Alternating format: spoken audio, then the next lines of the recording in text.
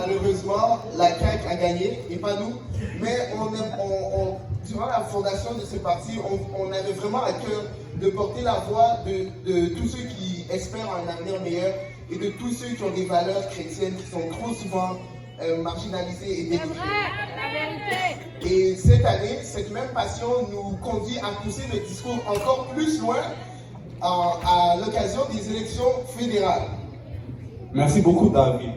Nous allons maintenant prendre les questions du public et les représentants vont avoir l'occasion de répondre et d'abord des éclaircissements. Très bien. Alors, commençons avec vous, monsieur. Allez-y.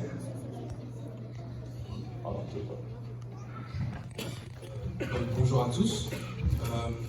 Donc, ma question pour l'un des membres du mouvement, c'est concernant la loi 21 au Québec qui porte sur la laïcité ainsi que sur le port des signes religieux en milieu professionnel.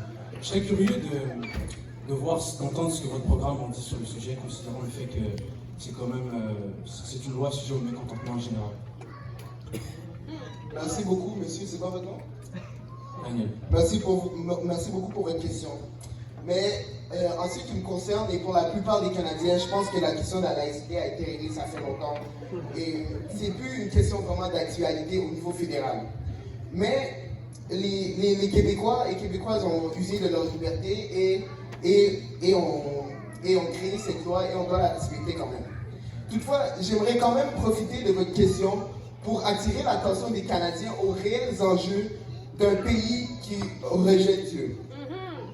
Notre lecture de la laïcité, c'est-à-dire notre idée de la laïcité et le besoin de séparation, selon nous, est apparu lorsque la société, comme trop souvent, a oublié d'où venait leur bénédiction et d'où venait leur paix.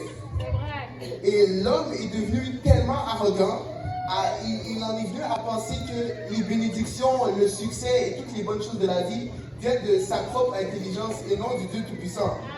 Or, la Bible nous dit, l'Éternel renverse les desseins des nations, il anéantit les projets des peuples. Les desseins de l'Éternel subsistent à toujours et les projets de son cœur de génération en génération. Heureuse est la nation dont l'Éternel est le Dieu et heureux est le peuple qu'il choisit pour son héritage. Je comprends ce que vous dites, mais de ce que j'ai pu entendre, vous n'êtes pas vraiment très neutre.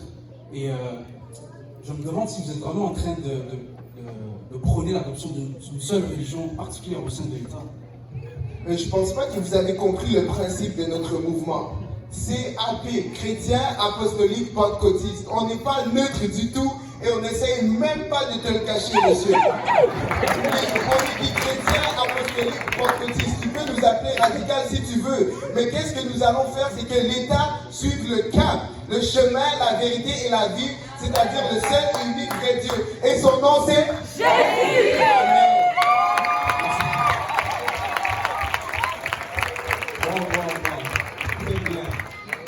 Monsieur, je pense que la table est mise.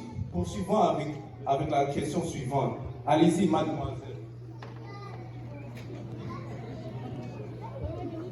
Excuse-moi, mais c'est madame. Bon.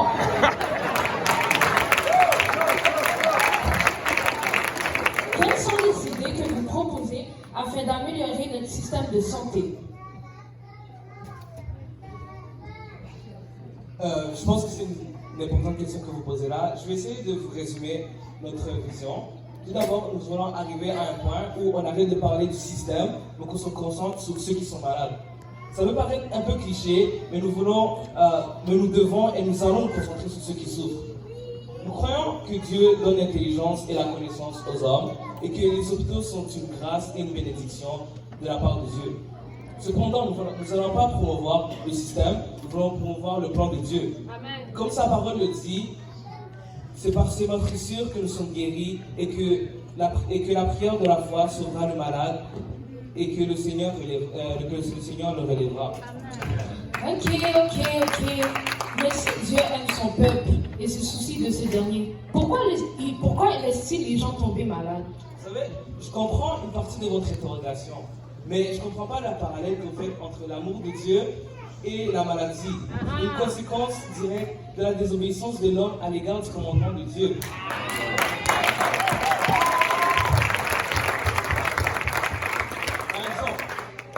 vos parents vous aiment. Ouais. Mais je suis sûr que vous êtes déjà arrivé de subir de malheureuses conséquences suite à votre désobéissance.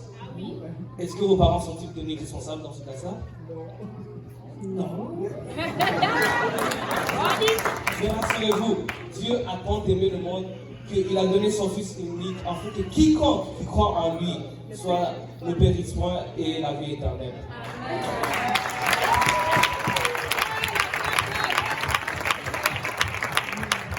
Très bien. Merci madame, merci monsieur. Passons à une prochaine question.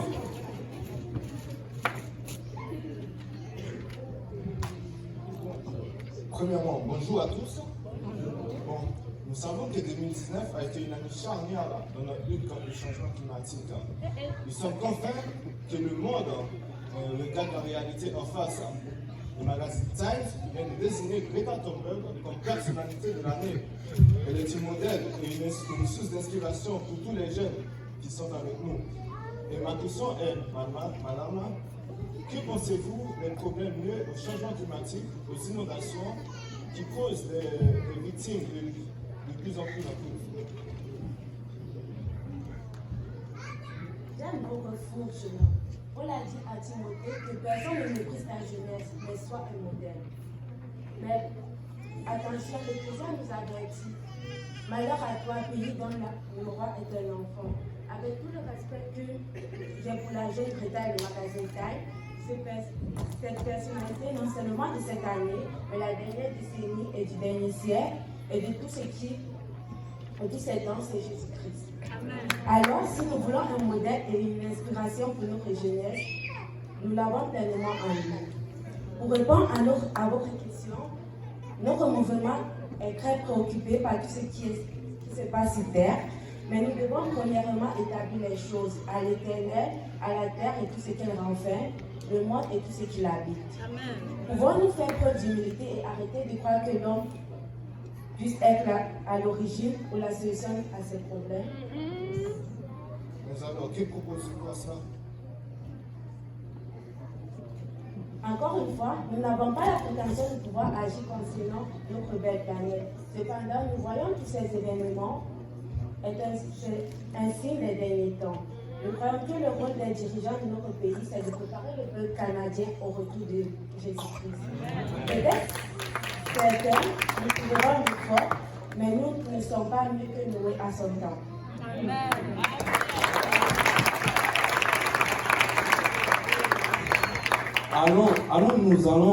Alors nous allons passer à une dernière intervention. Allez-y, madame.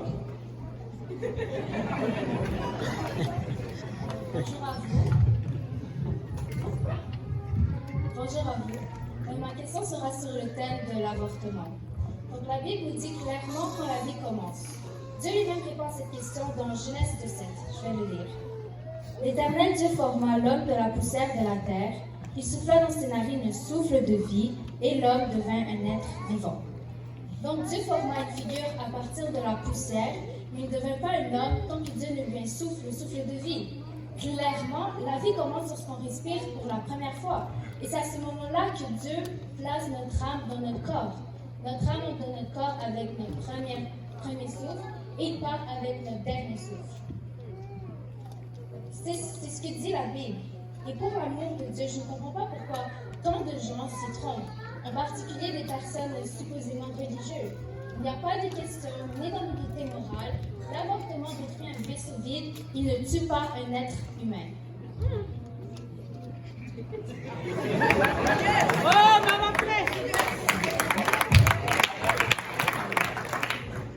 Premièrement, je tiens à vous remercier d'avoir utilisé la Bible contrairement aux autres.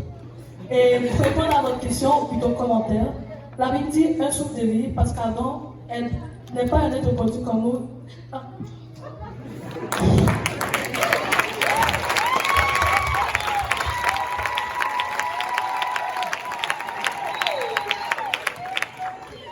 Parce qu'Adam n'est pas un être produit comme nous, il est directement créé par Dieu. C'est donc normal que Dieu fait la respiration pour les signes de vie, mais nous, étant des êtres humains, nous étant des êtres produits, notre premier signe de vie est le battement de cœur.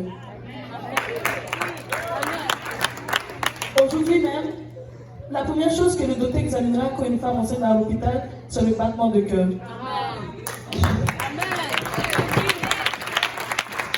est créé, corps, âme et esprit. Et ainsi, ma question est la suivante. Pouvez-vous séparer votre esprit de votre corps? Non. Il n'y a donc pas d'ambiguïté morale. L'avortement n'est-il pas un vaisseau vide, il tue un être humain?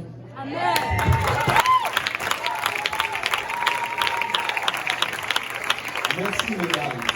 Je pense que les choses sont plus claires. Je vais maintenant réinviter M. David à apporter une conclusion. Merci beaucoup encore une fois, M. David. Mesdames et messieurs, notre mouvement est animé par la passion du Christ. Nous souhaitons aujourd'hui rappeler à chacun d'entre vous que tu ne pourras pas blâmer qu'on ne pourra pas blâmer personne d'autre, même pas le gouvernement et même pas le monde qui nous entoure. Il est le devoir de chaque personne de chercher premièrement le royaume et la justice de Dieu. Cela passe d'abord par l'obéissance à l'évangile, la mort, l'ensevelissement et la résurrection de notre Seigneur Jésus-Christ. Et nous voulons déclarer, membres de la CAP, que nous n'avons point honte de l'évangile, car c'est une puissance de Dieu pour le salut de quiconque croit, du juif premièrement, puis du grec et puis du canadien. Amen.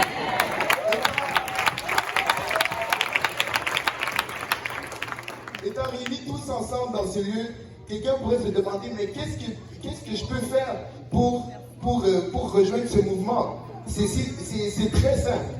Il n'y a pas de don, tu ne dois pas faire de don d'argent ou quoi que ce soit. Tu dois seulement obéir à l'évangile dans Acte 2:38 qui est « Repentez-vous et que chacun de vous soit baptisé au nom de Jésus-Christ pour le pardon de vos péchés et vous recevrez le don du Saint-Esprit. » La promesse est pour vous les Canadiens, pour vos enfants et pour tous ceux qui sont au loin, en aussi grand nombre que le Seigneur les appellera.